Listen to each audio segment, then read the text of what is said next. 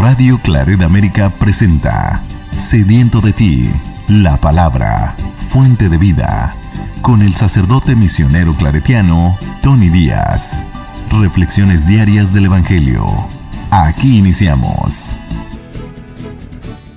Bienvenidos, hermanos, a nuestras reflexiones bíblicas de las lecturas del día, hoy martes de Semana Santa.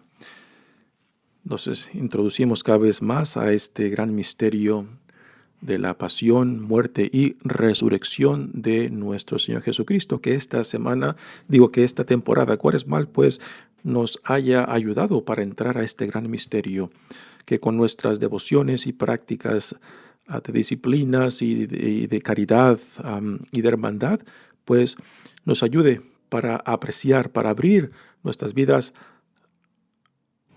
a esta gran iniciativa de Dios en su Hijo amado Jesucristo. La primera lectura de hoy viene del profeta Isaías, capítulo 49, versículos 1 al 6. Escúchenme, islas, pueblos lejanos, atiéndanme. El Señor me llamó desde el vientre de mi madre, cuando aún estaba yo en el seno materno. Él pronunció mi nombre. Hizo de mi boca una espada filosa. Me escondió en la sombra de su mano. Me hizo flecha puntiaguda. Me guardó en su aljaba y me dijo: Tú eres mi siervo Israel. En ti manifestaré mi gloria. Entonces yo pensé: en vano me he cansado. Inútilmente he gastado mis fuerzas. En realidad mi causa estaba en manos del Señor. Mi recompensa la tenía mi Dios. Ahora habla al Señor, el que me formó desde el seno materno, para que fuera su servidor, para hacer que Jacob volviera a él y congregar a Israel en torno suyo. Tanto así, me honró el Señor, y mi Dios fue mi fuerza.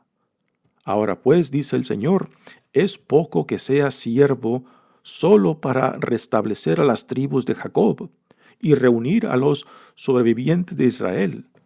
Te voy a convertir en luz de las naciones, para que mi salvación llegue hasta los últimos rincones de la tierra.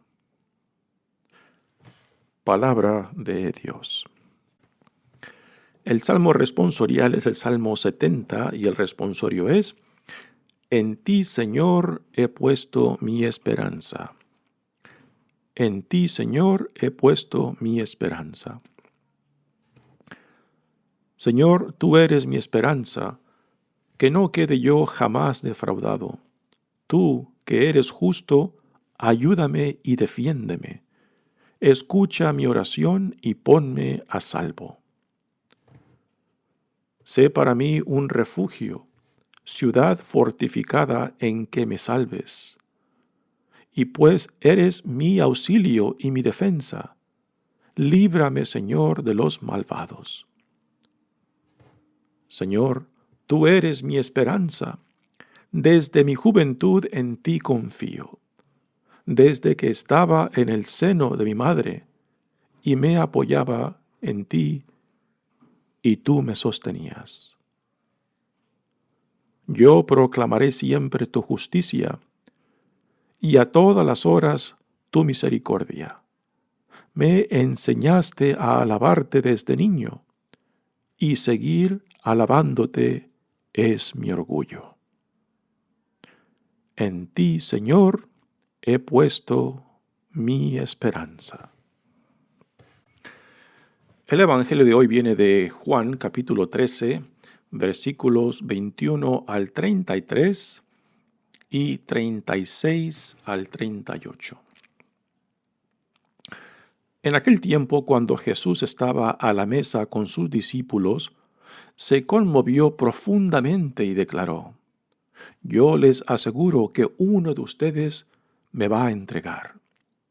Los discípulos se miraron perplejos unos a otros, porque no sabían de quién hablaba. Uno de ellos, el que Jesús tanto amaba, se hallaba reclinado a su derecha. Simón Pedro le hizo una señal y le preguntó: ¿De quién lo dice? Entonces, él, apoyado en el pecho de Jesús, le preguntó: Señor, ¿quién es? Le contestó Jesús: aquel a quien yo le dé este trozo de pan que voy a mojar. Mojó el pan y se lo dio a Judas, hijo de Simón el Iscariote, y tras el bocado entró en él Satanás. Jesús le dijo entonces a Judas: lo que tienes que hacer, hazlo pronto. Pero ninguno de los comensales entendió a qué se refería. Algunos supusieron que, como Judas tenía a su cargo la bolsa, Jesús le había encomendado comprar lo necesario para la fiesta o dar algo a los pobres. Judas, después de tomar el bocado, salió inmediatamente. Era de noche. Una vez que Judas se fue, Jesús dijo: ahora ha sido glorificado el Hijo del Hombre, y Dios ha sido glorificado en él. Si Dios ha sido glorificado en él, también Dios lo glorificará en sí mismo, y pronto lo glorificará. Hijitos, todavía estaré un poco con ustedes. Me buscarán. Pero como les dije a los judíos, así se lo digo a ustedes ahora: a donde yo voy, ustedes no pueden ir. Simón Pedro le dijo: Señor, ¿a dónde vas? Jesús le respondió: a donde yo voy no me puedes seguir ahora, me seguirás más tarde. Pedro replicó: Señor, ¿por qué no puedo seguirte ahora? Yo daré mi vida por ti. Jesús le contestó: ¿con qué darás tu vida por mí? Yo te aseguro que no cantará el gallo antes de que me hayas negado 3 veces. Palabra del Señor. Tenemos ahora en la primera lectura de hoy lo que se le clasifica como el segundo cántico del siervo sufriente de Dios. Y con lo que mencionamos ayer, que esta identidad del siervo sufriente de Dios, pues se puede aplicar a la colectividad del pueblo de Israel o a un individuo, y desde el punto de vista nuestro, de la iglesia, pues se lo aplicamos a Cristo, porque encaja muy bien todo esto que el profeta Isaías dice acerca del siervo sufriente de Dios. Así que este es el segundo cántico en torno al siervo sufriente de Dios en el profeta Isaías, dentro de esta sección que se le llama el libro de la consolación, o la segunda sección dentro del libro del profeta Isaías. Dice la lectura: escúchenme, islas, pueblos lejanos, atiéndanme. Y aquí nos introducirá a una visión universal de la salvación de Dios, salvación que no está limitada simplemente al pueblo de Israel. Y esto es algo muy importante, que también nosotros como iglesia en Cristo, pues tenemos que hacer mucha conciencia de que la misión de la iglesia es hacia afuera, es para el mundo, y que cuando nosotros nos volteamos hacia adentro, pues prácticamente nos estamos encerrando en nosotros mismos y nos estamos olvidando del por qué la iglesia existe. La iglesia existe en torno y en función del reino de Dios. La iglesia no es el reino de Dios, la iglesia es sacramento del reino de Dios, y que por tanto, como iglesia siempre tenemos que estar viendo hacia afuera, no simplemente hacia adentro. La misión de la iglesia fundamentalmente es hacia afuera, a llevar la buena nueva, a llevar el amor, la compasión, la misericordia, la justicia, temas que nuestro Papa Francisco constantemente nos recuerda para no encerrarnos solamente en nosotros mismos y levantar paredes que después nos separan y nos dividen del resto del mundo. Dice, el Señor me llamó desde el vientre de mi madre. Cuando aún estaba yo en el seno materno, Él pronunció mi nombre. Estas palabras nos deben de recordar a otro profeta, el profeta Jeremías. Eso prácticamente son las mismas palabras que el profeta Jeremías utiliza para describir su propio llamado a ser profeta de Dios. Y aquí Isaías también lo está aplicando en torno al siervo sufriente de Dios. Así que es un llamado. Y toda vocación nuestra es un llamado, no es algo que nosotros nos creamos para nosotros mismos. Siempre lo tenemos que ver en relación de aquel, no solamente que en amor nos crea, en amor nos sostiene y también en amor nos llama. Así que nuestras vidas tienen que girar en torno a nuestro Dios, en torno a Cristo, en torno a aquel que nos reclama, aquel que nos dice, tú eres mío, tú eres mi hijo, tú eres mi hija amada, y tú eres ahora instrumento. Tus manos son mis manos, tu voz es mi voz, tu presencia misma, aún quebrantada, aún imperfecta, aún pecaminosa, es instrumento mío para llevar al mundo mi amor, mi compasión, mi misericordia, mi justicia. Y esto es parte de nuestra fe cristiana, parte de nuestra identidad como hijos e hijas amados de Dios, como discípulos de Jesucristo, como ciudadanos del reino que Dios ha inaugurado en Jesucristo. Y continúa el profeta Isaías diciendo, hizo de mi boca una espada filosa, me escondió en la sombra de su mano. Aquí la proclamación de Jesús, pues, es una espada de doble filo que para aquellos que están dispuestos a escuchar la buena nueva, identificarse con ellas y después vivirla, pues es una espada que abre caminos. Es una espada que crea nuevas posibilidades. Pero para aquellos que se cierran, para aquellos que la rechazan, pues esta misma palabra de doble filo pues es condenación. Dice, me escondió en la sombra de su mano, me hizo flecha puntiaguda. Aquí ya ha mencionado la palabra, la boca como espada, y después ahora utiliza la imagen de una flecha. Son instrumentos de guerra que el profeta simbólicamente está utilizando para darnos a entender lo penetrante de la palabra, lo hiriente de la palabra, también como la palabra que salva. Dice, me guardó en su aljaba y me dijo, tú eres mi siervo Israel. Nuevamente aquí por Israel se puede entender la identidad comunitaria o la identidad individual del siervo sufriente de Dios. Tú eres mi siervo Israel, en ti manifestaré mi gloria. Entonces yo pensé, ahora vienen estas palabras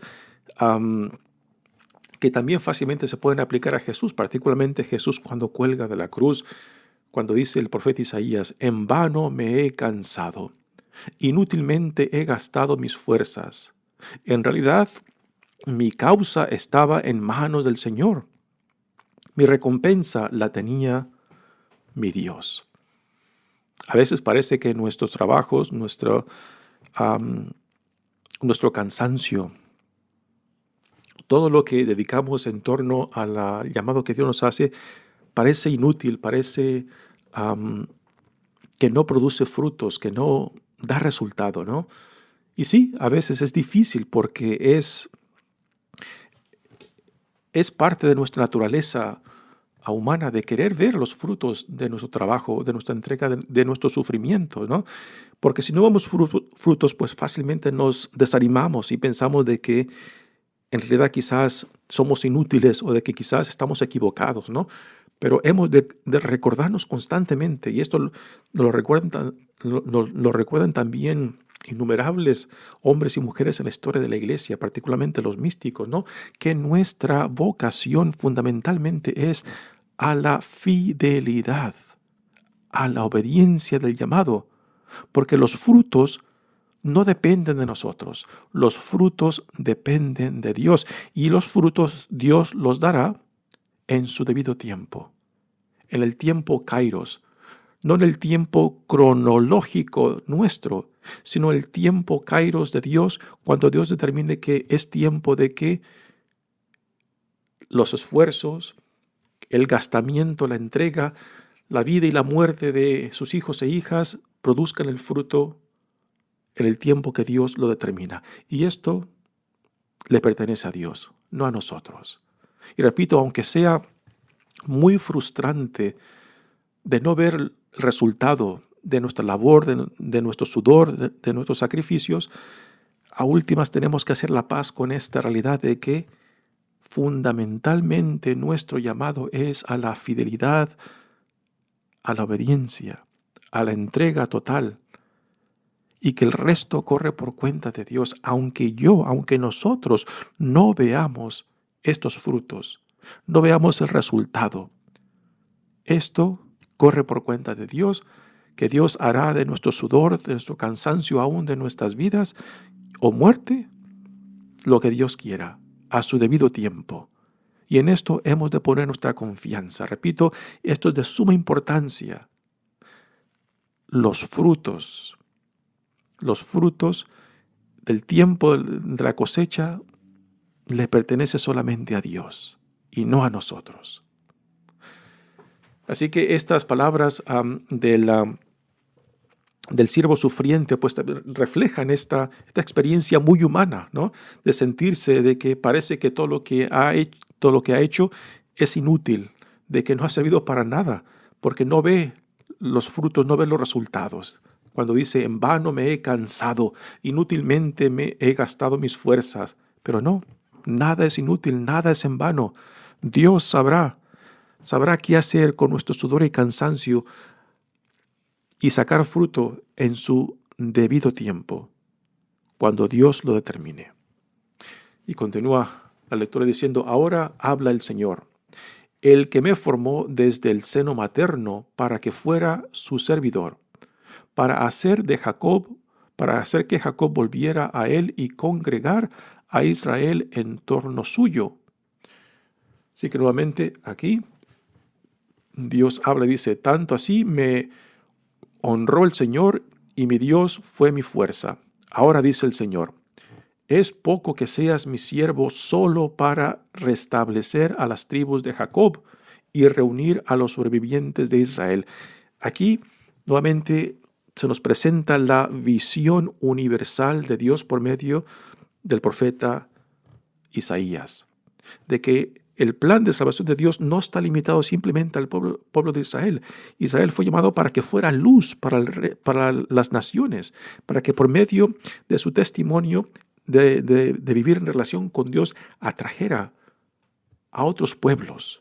Y esto aún sigue como parte de nuestra misión, y el por qué la iglesia existe es la visión universal de la iglesia, de ser luz para el mundo, que con nuestro testimonio de vida, de comunidad, de amor, compasión y misericordia y la justicia de Dios, pues otros lleguen a descubrir este Dios, a conocerlo, y al conocerlo, amarlo, y al amarlo, servirlo. Esta es nuestra vocación por excelencia, y cuando la perdemos de vista, pues prácticamente estamos perdiendo de vista a Dios mismo y la razón de ser de la iglesia. Dice, es poco que seas mi siervo solo para restablecer a las tribus de Jacob y reunir a los sobrevivientes de Israel. Te voy a convertir en luz de las naciones, la visión universal, para que mi salvación llegue hasta los últimos rincones de la tierra. Esta fue la intención originalmente de Dios con Israel y continúa siendo la intención de Dios por medio de la iglesia, viendo hacia afuera. Hay tiempos, hay momentos que tenemos que enfocarnos en nuestra identidad, pero siempre en torno a la misión universal de la iglesia. Pues para esto la iglesia fue fundada.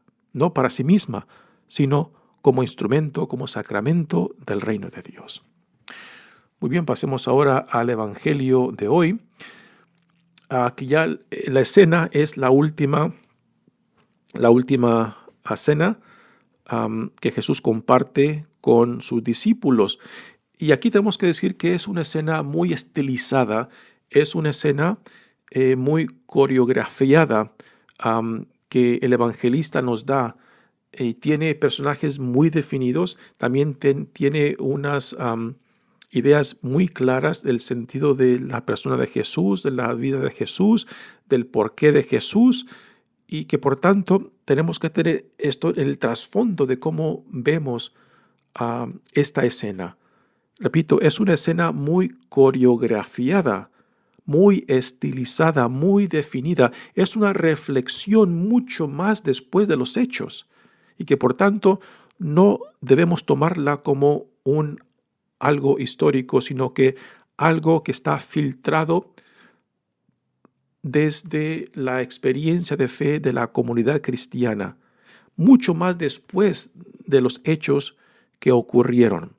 Por eso, este Evangelio de Juan es el más estilizado, es el más coreografiado, es el más refinado de los 4 evangelios, porque el autor pues lleva a cabo una reflexión más trabajada y también más reducida, porque toda la vida de Jesús la filtra por una perspectiva muy clara y muy definida, que es un poco diferente al resto de los evangelios de Mateo, Lucas y Marcos, ¿no? Así que tengamos esto en mente cuando nos acerquemos al Evangelio de Juan.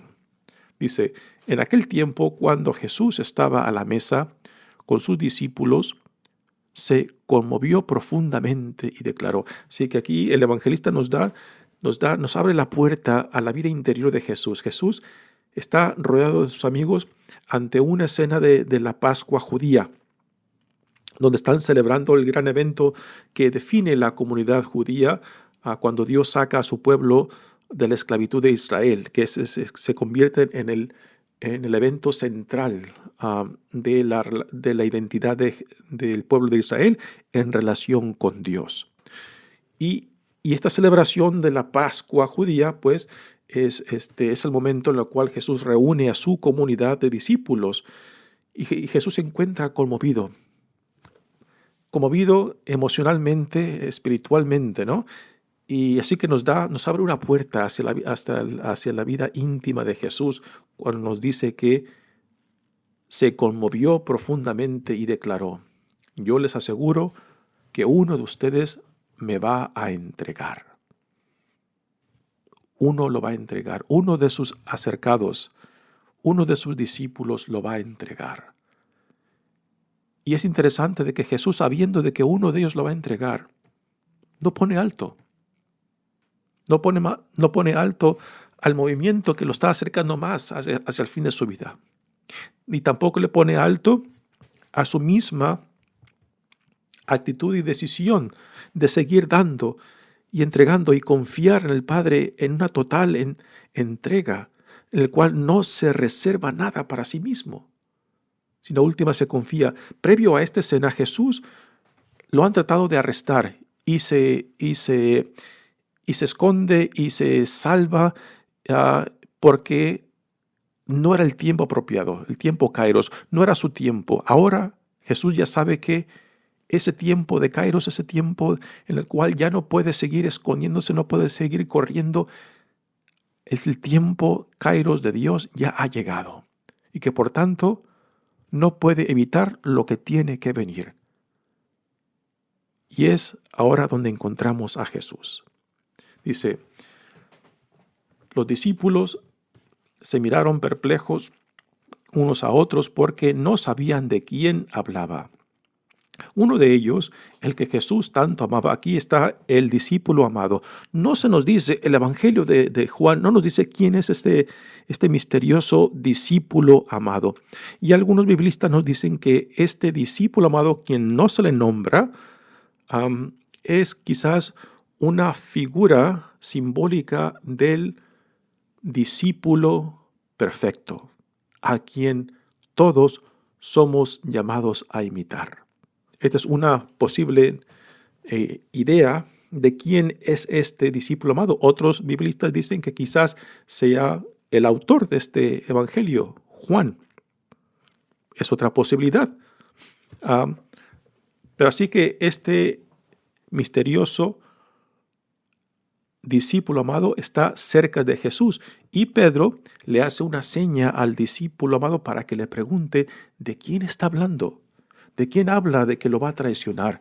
Y es ahora que este discípulo amado se le acerca a Jesús y uno puede imaginar que se le acerca al pecho, volteando hacia arriba y le pregunta.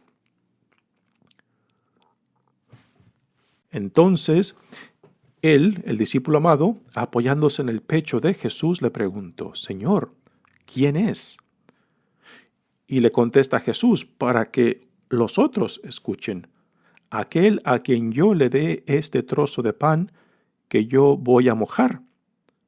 Mojó el pan y se lo dio a Judas, hijo de Simeón, el Iscariote, y tras el bocado entró en él Satanás, ¿no? Y aquí en este detalle, pues nuevamente nos damos cuenta de cómo esta escena está coreografiada.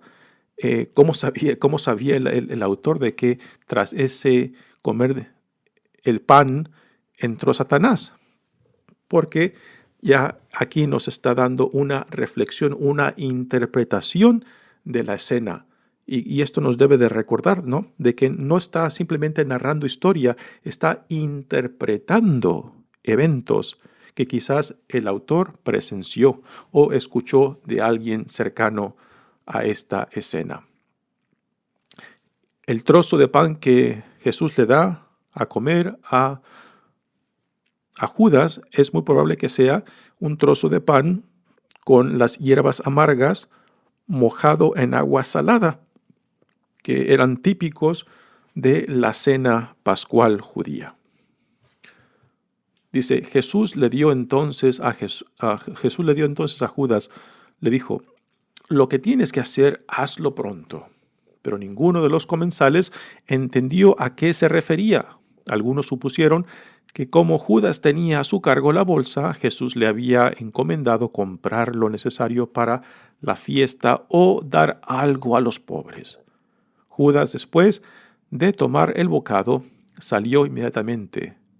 Era de noche. Estas palabras de era de noche nos ayuda a entender simbólicamente cómo esta escena coreografiada por el evangelista nos pinta el momento oscuro de tinieblas, donde Jesús, luz del mundo,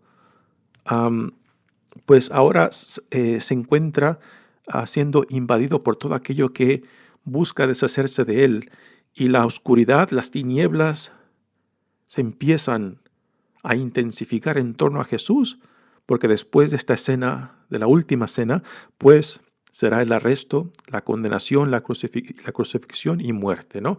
Así que cuando el autor menciona era de noche, nos ayuda a entender con estas palabras de que las tinieblas empiezan a intensificar en torno a Jesús. Después Jesús dice estas palabras a sus discípulos. Una vez que Judas se fue, Jesús dijo, ahora ha sido glorificado el Hijo del Hombre y Dios ha sido glorificado en él. Si Dios ha sido glorificado en él, también Dios lo glorificará en sí mismo y pronto lo glorificará. ¿Entenderían los discípulos esto? Muy probablemente no. Y después Jesús continúa, hijitos, todavía estaré un poco con ustedes. Me buscarán, pero como les dije a los judíos, así se los digo a ustedes ahora. A donde yo voy, ustedes no pueden ir. Y ahora entra el personaje de Pedro, que así como Judas traiciona a Jesús, igualmente Pedro también traicionará a Jesús. ¿Y es más peor la traición de Judas que la de Pedro? No sé. Lo que sí es diferente es el arrepentimiento de Simón Pedro, que es muy diferente al arrepentimiento de Judas. Parece que Judas también se arrepiente, pero en vez de regresar a Jesús, él se encierra en su oscuridad y se suicida. Pedro no. Pedro decide regresar a Dios, buscando la reconciliación y el perdón. Una gran diferencia en cómo después de reconocer su traición, pues responden diferente a la gracia de Dios. Así que Pedro después le pregunta a Jesús, le dice, Señor, ¿por qué no puedo seguirte ahora? Yo daré mi vida por ti. Así que Pedro con buenas intenciones dice que daría la vida por Jesús, y Jesús le dice a Pedro, quizás no sarcásticamente, pero sí cuestionando las palabras de Pedro, la intención de Pedro mismo cuando dice, ¿con qué darás tu vida por mí? Yo te aseguro que no cantará el gallo antes de que me hayas negado 3 veces. Pedro tiene buenas intenciones, es impulsivo, pero Pedro no tiene una idea de las consecuencias de seguir a Cristo.